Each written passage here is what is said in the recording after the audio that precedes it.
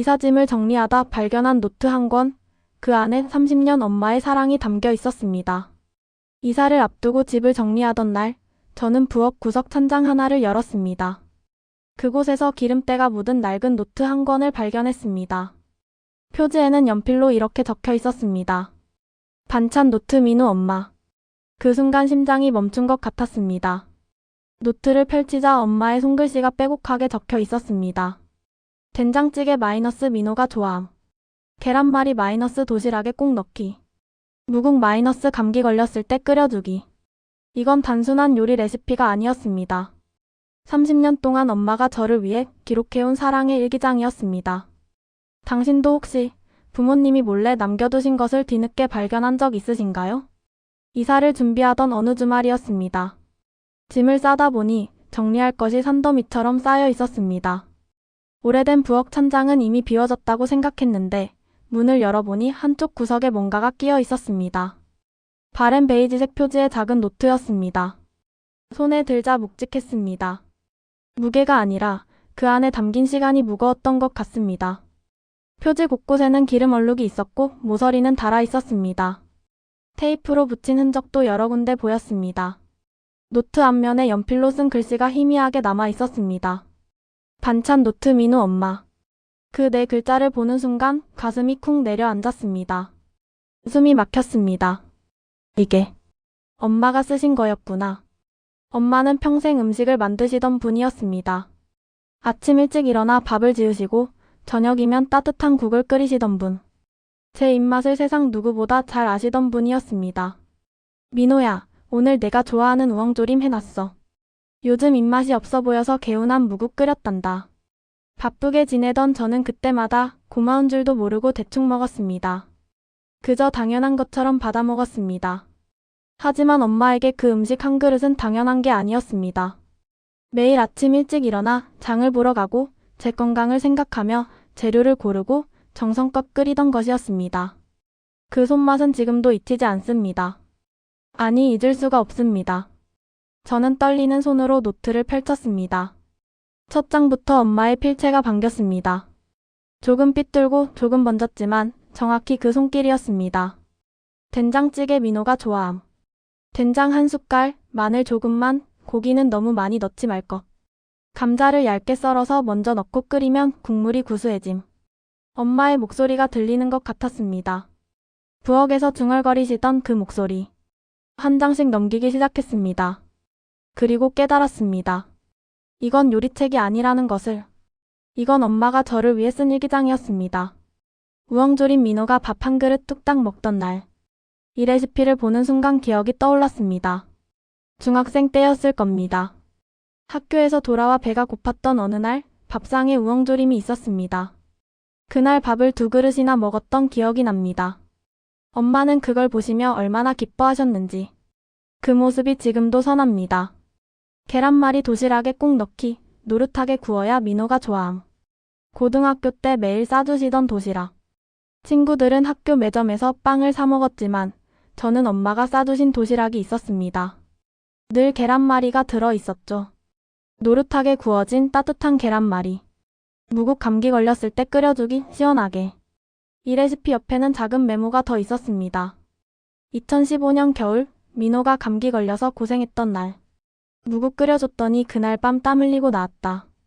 다음에도 꼭 이렇게 끓여주자. 2015년. 그때가 대학교 졸업하고 첫 직장을 다니던 해였습니다. 과로로 몸살이 났었죠. 주말에 집에 내려갔더니 엄마가 무국을 끓여주셨습니다. 그 국을 먹고 정말로 그날 밤 땀을 흘리고 나왔습니다. 엄마는 그걸 기억하고 계셨던 겁니다. 그리고 노트에 적어두셨던 겁니다. 다음에도 이렇게 해주자고. 페이지를 계속 넘겼습니다. 각 레시피마다 날짜와 짧은 메모가 있었습니다. 김치볶음 1998년 5월, 민호가 처음으로 맛있다고 해줬다. 된장찌개 2003년 가을, 민호가 대학 갈 때 꼭 끓여주기. 고등어조림 민호가 좋아하는데 가시 조심. 한 장 한 장이 모두 제 이야기였습니다. 엄마가 저를 관찰하고 기록하고 기억해온 흔적들이었습니다. 노트 중간쯤 페이지를 넘기는데 작게 접힌 종이 한 장이 바닥에 떨어졌습니다. 주워서 펼쳐보니 볼펜으로 쓴 글씨였습니다. 연필이 아닌 볼펜으로 쓴 것을 보니 나중에 추가로 적으신 것 같았습니다. 그 종이에는 이렇게 적혀 있었습니다. 민호가 서울 올라가기 전 마지막으로 먹고 싶다던 김치볶음. 맛있다고 해줘서 정말 고마웠다. 혼자 있을 때도 이 맛을 기억해주면 좋겠다. 그 문장을 읽는 순간 눈앞이 흐려졌습니다. 눈물이 왈칵 쏟아졌습니다. 그날이 떠올랐습니다. 서울로 이사가기 전날 밤이었습니다. 새 직장 때문에 서울에서 자취를 시작하게 된 날이었죠. 엄마는 아침 일찍 일어나셨습니다. 그리고 김치볶음을 해주셨습니다. 민호야, 먹고 가거라. 서울 가면 이런 거 해먹기 힘들 텐데. 저는 그때 맛있다고 말했습니다. 하지만 솔직히 말하면 그냥 배가 고파서 먹었을 뿐이었습니다. 그렇게 특별한 의미를 두지 않았습니다.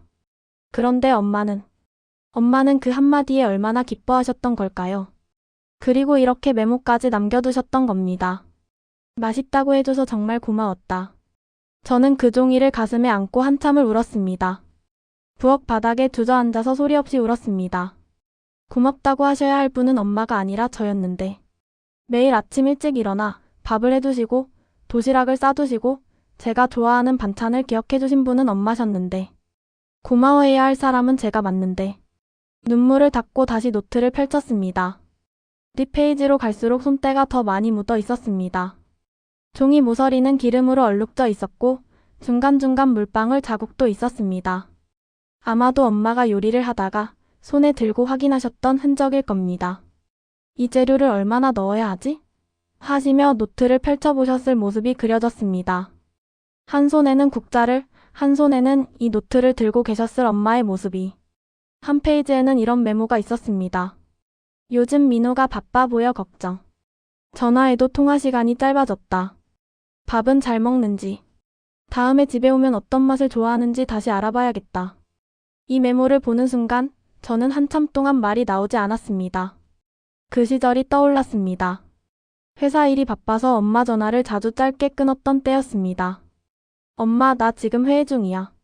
나중에 전화할게. 엄마 바빠. 주말에 전화할게. 그렇게 말하고 끊었던 통화들. 엄마는 그걸 다 기억하고 계셨고 걱정하고 계셨던 겁니다. 그리고 혼자서 이렇게 노트에 적어두셨던 거였습니다. 다음에 집에 오면 어떤 맛을 좋아하는지 다시 알아봐야겠다.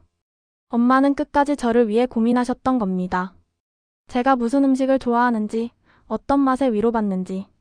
그 작은 것 하나까지 평생 마음속에 담아두셨던 분이었습니다. 다른 페이지에는 이런 메모도 있었습니다. 오늘 민호한테 된장찌개 해줬는데 맛있다고 했다. 기분이 좋다. 내일은 미역국도 끓여줘야지. 민호가 요즘 스트레스 받는 것 같다. 입맛 없어 보인다. 개운한 음식 해줘야겠다. 엄마는 평생 이렇게 저를 관찰하고 기록하고 걱정하셨던 겁니다. 그 모든 순간이 이 노트 안에 고스란히 남아 있었습니다. 노트의 마지막 페이지에 도착했습니다. 손이 떨렸습니다. 마지막 장을 펼치는 게 두려웠습니다. 이 노트가 끝나면 엄마와의 연결도 끝나는 것 같아서. 하지만 저는 천천히 마지막 장을 펼쳤습니다. 거기에는 단 한 줄만 적혀 있었습니다. 민호가 집에 오면 따끈한 국 끓여줘야지. 그 한 줄이 전부였습니다. 하지만 그 한 줄이 방 안을 더 따뜻하게 만들었습니다. 그 한 줄이 엄마의 마지막 소원처럼 느껴졌습니다. 엄마는 끝까지 저를 기다리고 계셨던 겁니다. 제가 집에 오면 따끈한 국을 끓여주실 생각을 하고 계셨던 겁니다. 하지만 저는 그 마지막 국을 받지 못했습니다. 바쁘다는 핑계로 집에 자주 가지 않았습니다. 그리고 엄마는 갑자기 돌아가셨습니다. 아무 예고도 없이. 저는 노트를 가슴에 꼭 안고 한참을 울었습니다. 어린아이처럼 소리내어 울었습니다. 엄마, 미안해요. 제가 더 자주 갈 걸. 눈물이 마르고 나서 저는 결심했습니다. 엄마가 마지막으로 남기신 그 한 줄을 이루어드리기로. 저는 냉장고를 열었습니다. 그리고 엄마가 자주 끓이시던 된장찌개 재료들을 꺼냈습니다. 된장, 마늘, 감자, 두부, 호박. 노트 첫 장을 펼쳐놓고 엄마의 레시피를 천천히 따라했습니다. 된장 한 숟갈. 된장을 조심스럽게 떴습니다. 마늘 조금만. 마늘을 다졌습니다. 엄마처럼. 감자를 얇게 썰어서 먼저 넣고 감자를 썰었습니다. 서툴렀지만 정성껏 냄비에 물을 붓고 불을 켰습니다. 재료를 하나씩 넣었습니다. 끓어오르기 시작했습니다. 그리고 그 냄새가 퍼졌습니다. 구수한 된장 냄새, 따뜻한 국물 냄새. 어릴 적 부엌에서 맡던 바로 그 냄새였습니다. 저는 그 냄새를 맡으며 눈을 감았습니다. 마치 엄마가 옆에서 요리하고 계신 것 같았습니다. 민호야, 국 끓였어. 맛있게 먹어라. 엄마의 목소리가 들리는 것 같았습니다. 찌개가 다 끓었습니다.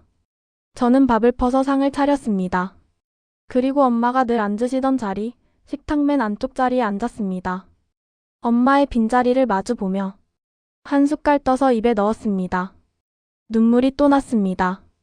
이 맛이었습니다. 엄마의 손맛이었습니다.